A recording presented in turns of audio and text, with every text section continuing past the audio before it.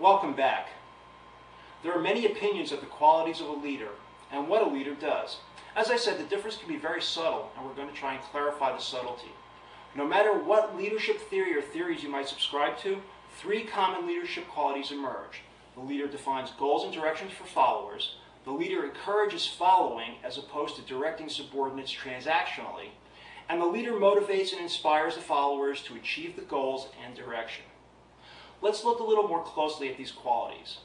In the next slide, we can see that leaders have followers. That's followers, not subordinates, and the difference is important. Following is a voluntary activity, and the followers are committed to the leader's vision because they are invested emotionally. Transformational leadership involves gaining trust, selling the vision, and selling themselves as well. Some of the behaviors of charismatic and transformational leadership are demonstrated by effective leaders, and those with high personal integrity tend to be most effective. A leader is motivational. The effective leader leads by example, by showing followers how to behave and constantly reminding followers of the vision and the goal. A leader may not always have a clear strategy, but the vision is clear, and the strategy can be left to the managers.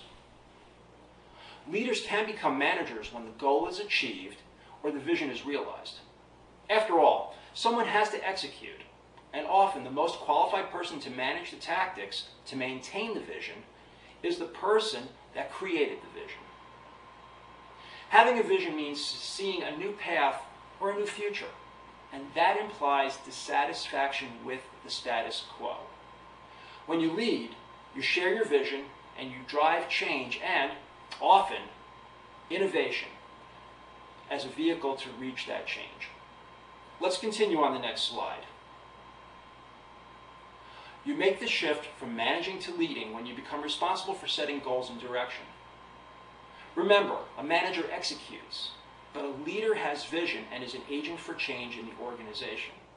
The real leader recognizes real leader is willing to assume risk and asks, what do I or what do we want to accomplish, and leaves the how to the managers. Competent leaders reduce complexity and bring clarity to situations where their leadership is needed.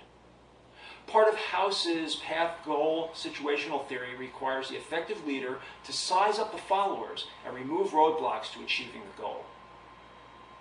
Leaders have to motivate followers. Not just motivate, but inspire people to become followers, and even romance the followers with the leader's vision.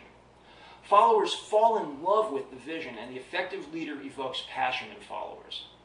The effective leader also leads by example, and the level of the leader's effectiveness is directly proportional to the leader's integrity and perceived honesty. The effective leader is frank and forthright with followers and uses intrigue or strategy, or both. So what am I really saying? Politics, to clear the path with others that are not followers. And finally, when the followers are impassioned and motivated and the vision is instilled, and when the strategies are in place, sometimes the best managers to execute the strategy are the leaders themselves.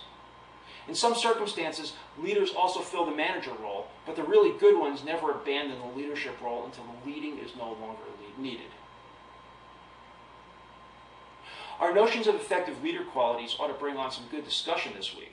But to help the discussions along, we have some questions for the class, starting with the next slide. Question: do American organizations need more managers or leaders? That is, do we have enough managers and enough leaders? And do we need more leadership instead of management, or more management instead of leadership?